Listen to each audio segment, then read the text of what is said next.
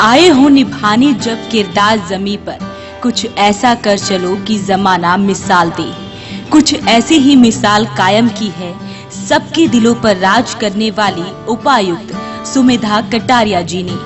आपका जन्म पंजाब के अबोहर में श्री सरदारी लाल कटारिया जी और श्रीमती शांता कटारिया जी के घर पर हुआ। आप 7 बहनों में से छठे नंबर पर हैं। 7 बेटियां होने के बावजूद भी आपके पिता श्री सरदारी लाल कटारिया जी को पुत्र होने का शिकवा कभी नहीं हुआ। श्री कटारिया जी ने 7 बेटियों को उच्च शिक्षा दिलवाकर अपने पैरों पर खड़ा किया। उन होनहार बेटियों में से एक हैं उपायुक्त सुमेधा कटारिया जी।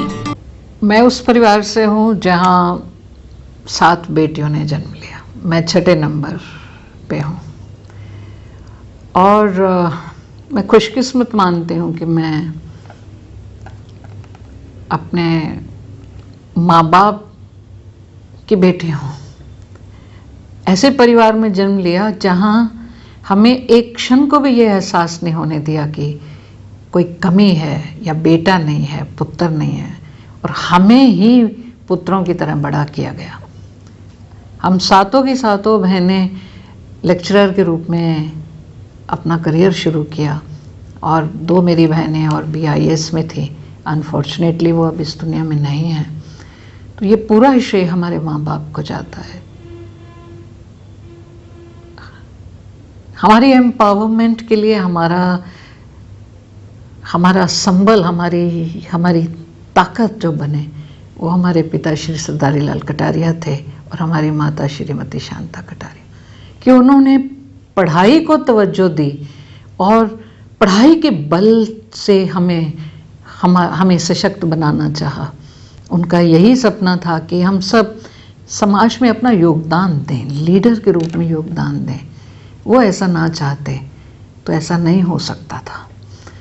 ये बड़ा स्वाभाविक है कि चाहे मेरे पिताजी और मेरे माँ बहुत उदारवादी विचारधारा के थे, अपने समय से आगे सोचने और चलने वाले थे, लेकिन समाज से उनको ताने ना मिले हों ऐसा तो नहीं था। हमारे अपने ही परिवार में हमारी बुआ ने एक बार हमारे पिताजी को कह दिया था कि सरदारी लाल तेरे करें तो हनेरा है। तो इस बात को पिताजी कभी स्वीकार नहीं पाए थे कि उन्होंने कहा था कि मेरे पुत्रां दा चानना दुनिया देखेगी। और वो नाराज़ रहे थे अपनी बहन से हमेशा कि उन्होंने ऐसी बात कह कैसे दी। और ये भी कि क्यों पढ़ा रहे हैं, मतलब 1960 में जब मेरी सबसे बड़ी बहन को कॉलेज में दाखिला दिलवाया, वो पहली ही बच्ची थी अबोहर में जिसने कॉलेज में दाखिला लिया था, तो बहुत सुनना पड़ा था कि शादी करो बच्चों की, बस मतलब जैसे ही वो बड़े हो जाएं, पढ़ाने की क्या ज़रूरत है। और वही मेरी बहन उस इलाके की पहली IAS एलाइट में आने वाली बच्ची बनी उस परिवार की। और उसके बाद मीनाक्षी मेरी दूसरी बहन बनी, सबसे पहले बड़ी बहन नीलम कटारिया बनी। तो ये कोई छोटी बात नहीं थी उस इलाके के लिए कि बच्चियों को आगे बढ़ने का मौका दिया गया। तो ये अगर हमारे पिताजी ना चाहते तो मैं ये मानती हूँ कि किसी भी लेवल पे बच्चियों के, महिलाओं की, बेटियों के सशक्तिकरण में पुरुषों का सबसे बड़ा हाथ होता है। कहीं पिता का, कहीं भाई का, कहीं पति का। उपायुक्त सुमेधा कटारिया जी की बात की जाए तो आपने अपनी सरकारी नौकरी के दौरान बड़े कीर्तिमान स्थापित किए हैं। आपकी शैली में अद्भुत आकर्षण है। सरल स्वभाव, हमेशा झुक कर रहना, हमेशा दूसरों के लिए समर्पित रहना आपके स्वभाव में है। मैंने अपना कार्यकाल एक लेक्चरर के रूप में आरंभ किया फतेहचंद महिला महाविद्यालय हिसार से। अंग्रेजी का अध्यापन किया 7 साल और उसके बाद मैंने हरियाणा सिविल सर्विसेज में एलाइड सर्विसेज में प्रवेश लिया। खंड विकास एवं पंचायत अधिकारी, पहली महिला BDO बनी हरियाणा के। और उसके बाद मैं 92 बैच से हूँ, जो मैंने दोबारा अपीयर हुई और Haryana civil services executive branch में आई, और 2015 में IAS में एलिवेशन हुआ। ये सफ़र बहुत लंबा रहा है, सार्थक रहा है, सारगर्भित रहा है। काम को बहुत जुनून से किया है मैंने हमेशा। मुझे अच्छा लगता है काम करना, एज लेक्चरर भी, पढ़ाने के साथ साथ दूसरी गतिविधियों में बच्चों को आगे लाना, क्योंकि लड़कियों का ही कॉलेज था, मुझे बहुत अच्छा लगता था। NSS ने मुझे अलग दिशा दी ज़िंदगी की। तो उसके बाद सर्विसेज में आकर के बस काम ही काम किया है, बहुत मतलब शौक से काम किया है। 5 मार्च 2018 को जिले के उपायुक्त के पद पर आसीन होकर सबसे पहले पानीपत को आपने एक सूत्र में पिरोने के लिए आपने राहगिरी कार्यक्रम करवाकर हरियाणा में नया इतिहास रच दिया। 18 मार्च 2019 को पिंकथॉन मैराथन करवाकर आपने नया कीर्तिमान स्थापित कर दिया। आप जो काम ठान लेती हैं उसे पूरा करके ही दम लेती हैं। कभी भावुक और कभी चेहरे पर स्माइल लिए हमेशा पानीपत के लिए कुछ नया सोचती हैं।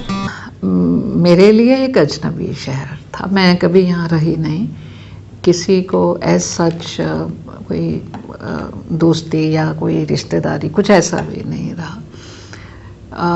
पानीपत में एक अजनबी शहर में आने की तरह ही था। कुरुक्षेत्र को छोड़ के आ रही थी, तो इस बात को कहने में कोई गुरेज नहीं करूँगी कि थोड़ा उदास भी थी। लेकिन जिस तरह से पानीपत ने स्वागत किया, जिस तरह से लोग कुरुक्षेत्र के लोगों को साथ ला के मिल रहे थे, या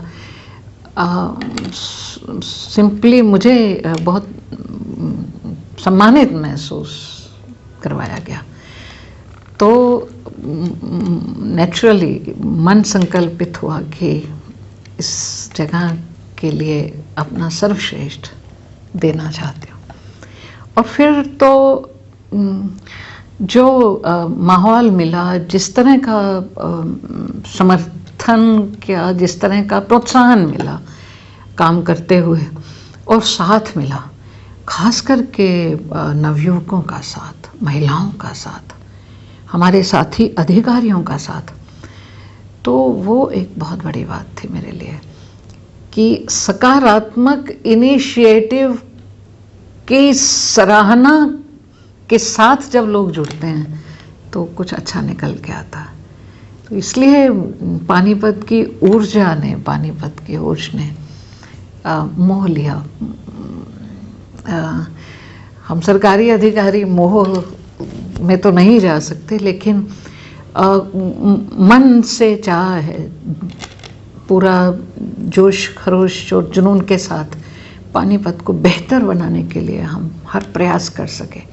क्योंकि मैं बिल्कुल डे 1 को भी ये मानती थी, और आज लगभग 1.5 साल मुझे यहाँ पे हो गया, आज भी बहुत पुख्ता रूप में मानती हूँ कि जिस तरह की पानीपत की ऊर्जा है, सकारात्मक, जोशीली, जिस दिन पानीपत का हर एक जन मेरा पानीपत की फीलिंग को ले आएगा, तो पानीपत को सर्वश्रेष्ठ शहर बनने में कोई रोक नहीं सकता।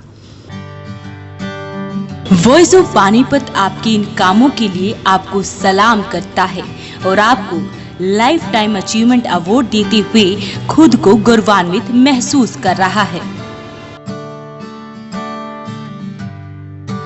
अभय क्लोजा के लिए एक बार जोरदार क्लैपिंग, और मैं रिक्वेस्ट करूंगा कि एक बार मैं मैम दिल से सलाम करता हूं मैम, जब से आप इस पानीपत में आए हो मैम, हर इंसान के अंदर आपने ऐसा मोटिवेशन आपने इस शहर में जगाया है। और मैम आज हमारा सौभाग्य है कि हम लोग आपके बच्चे हैं कुलवंत सर। मैं लाइफ टाइम अचीवमेंट के लिए मैं जितने भी हमारे आज अतिथिगण हैं, मैं मीनाक्षी मैम, मैं विजय मैम को रिक्वेस्ट करूंगा, मैं कुलवंत सर से आप आइए कुलवंत सर, मैं रिक्वेस्ट करूंगा कुलवंत सर आप आइए, आप रमेश आप आइए। आप आज हमारे लिए बड़ा गर्व कि आज हम हमारी उपायुक्त महोदया को लाइफ टाइम अचीवमेंट देने वाले हैं। मैं नीरज गोयल जी से रिक्वेस्ट करूंगा, नरेश सिंगला जी से, मुकेश गोयल जी से, सुधीर जिंदल जी, सुभाष नारंग जी, रिक्वेस्ट करूंगा संजीव भैया, मैं आपसे भी रिक्वेस्ट करूंगा आप आइए। और सर एडी सर, मैं रिक्वेस्ट करूंगा सर आप ही से भी। और इंद्रजीत गेरा, हमारी साधना मैम, आइए आइए। एक बार जोरदार क्लैपिंग कर दीजिए उपायुक्त महोदया के लिए। तो एक बार जोरदार क्लैपिंग कर दीजिए वॉइस ऑफ पानीपत के लिए। Life time achievement award. एक बार हुटिंग करके बताइए, वाकई में हमारी उपायुक्त मैम ने वाकई में शहर में काम किया नहीं किया, एक बार आपकी हुटिंग बताइए एक बार।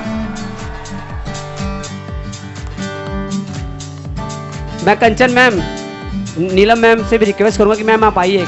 एक छोटी सी एक फोटो, वो मोमेंट जब हमारी उपायुक्त महोदया को इस अवार्ड से नवाजा गया है।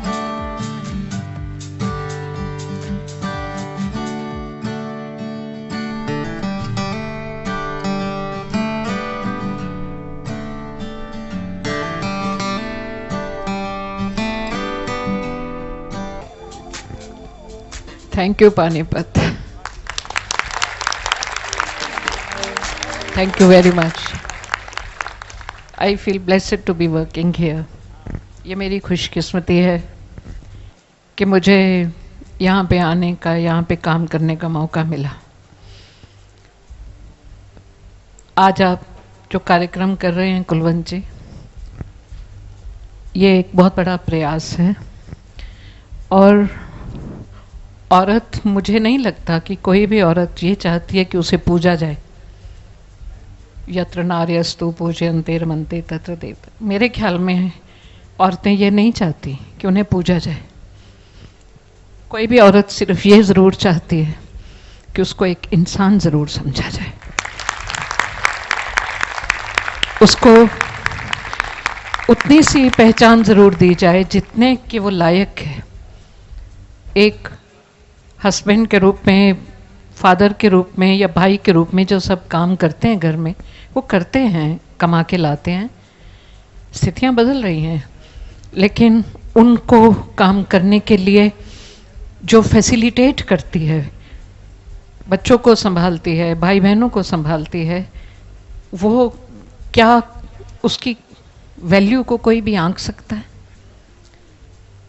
मुझे हमेशा लगता है कि मैंने सर्विसेज में भी कभी ये नहीं चाहा कि कोई तरजीह दी जाए, मुझे कोई अग्रता दी जाए आदमियों से, नहीं। लेकिन अगर किसी ने कभी ये कह दिया कि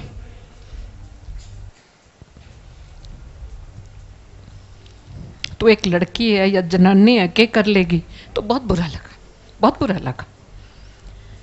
इसलिए हमेशा मुझे ऐसा लगता है कि जहाँ पुरुषों को काम करके जो रिकग्निशन मिलती है, थोड़ा सा औरतों को ज़्यादा काम करना पड़ता है। और कोई बड़ी बात नहीं है, करना भी चाहिए। आज एक बहुत बड़ा दिन है, इतने स्पॉन्सर्स और इतने सम्मानित लोगों से सम्मान मिल रहा है। और जिस तरह का प्रयास कुलवंत जी ने किया है, ये बहुत ही बड़ा प्रयास है कि 100 औरतों को सम्मानित करने का मादा रखना। लेकिन मैं एक आग्रह ज़रूर करना चाहूँगी वॉइस ऑफ पानीपत से कि यहाँ रुकिएगा नहीं। औरत तभी आगे बढ़ सकती है जब उसके साथ पुरुष होता है, चाहे वो पिता के रूप में, भाई के रूप में या हस्बैंड के रूप में। वो उनको भी सम्मानित करना बनता है। और युवकों के लिए ज़रूर कुछ सोचा जाए, जिसके लिए हम सब भी जुट करके आपका साथ देंगे। Thank you very much. क्या बात। ये मेरे लिए बहुत बड़ा लम्हा है, जिसे मैं अपने पेरेंट्स की याद को समर्पित करती हूँ। Thank you very much. क्या बात है।